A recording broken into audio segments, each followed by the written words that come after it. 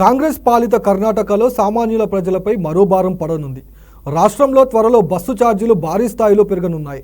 దీంతో ఇతరత్ర రూపాల్లో సామాన్యుడి జేబులు గుల్ల కానుంది. గత అసెంబ్లీ ఎన్నికల సమయంలో 5 గ్యారంటీల ప్రచారంతో కాంగ్రెస్ ఉదరగొట్టిన విషయం తెలిసిందే. కాంగ్రెస్ పాలిత కర్ణాటకలో త్వరలో బస్సు ఛార్జీలు పెరుగుతున్నాయి. దీనిపై కర్ణాటక రాష్ట్ర రోడ్డు రవాణా సంస్థ చైర్మన్ ఎస్ఆర్ శ్రీనివాస్ మీడియాతో మాట్లాడుతూ కీలక విషయాలు వెల్లడించారు. ప్రభుత్వ బస్సులో ఛార్జీలు పెంపు అనేది అనివార్యమని ఆయన పేర్కొన్నారు.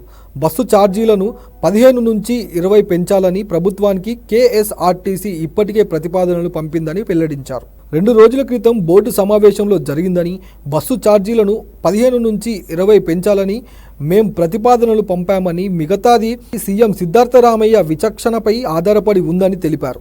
కేఎస్ఆర్టీసీ మనుగడ సాగించాలంటే ఛార్జీలు పెంపు తప్పనిసరి అని శ్రీనివాస్ స్పష్టం చేశారు.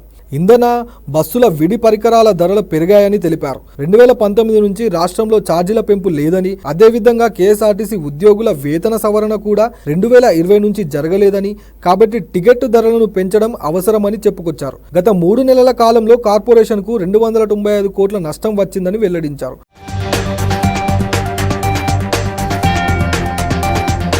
5 గ్యారంటీల పేరుతో కర్ణాటకలో అధికారంలోకి వచ్చిన కాంగ్రెస్ పార్టీ ప్రభుత్వం ప్రజలపై పన్నుల మోత మోగిస్తుంది. వివిధ రకాల పన్నులు, ఇతరత్ర రూపాల్లో సామాన్యుడి జేబును గుల్ల చేస్తుంది. ఇప్పటికే గైడెన్స్ వాల్యూ ట్యాక్స్, అదనపు ఎక్సైజ్ డ్యూటీ, రవాణా వాహనాలపై అదనపు సెస్, ఈవీలపై లైఫ్ టైం ట్యాక్స్ను ఇబ్బడి ముబ్బడిగా వసూలు చేస్తున్న కాంగ్రెస్ ప్రభుత్వం గత నెలలో పెట్రోల్, డీజిల్పై సేల్స్ ట్యాక్స్ను దాదాపు 4% చొప్పున పెంచింది. దీంతో పెట్రోల్ ధర 3 రూపాయలు, లీటర్ డీజిల్ ధర 3.02 మేర పెరిగింది. మరోవైపు పాల ధరలను కూడా లీటర్, అర లీటర్ ప్యాకెట్లపై 2 రూపాయల చొప్పున కర్ణాటక మిల్క్ ఫెడరేషన్ పెంచిన విషయం తెలిసిందే.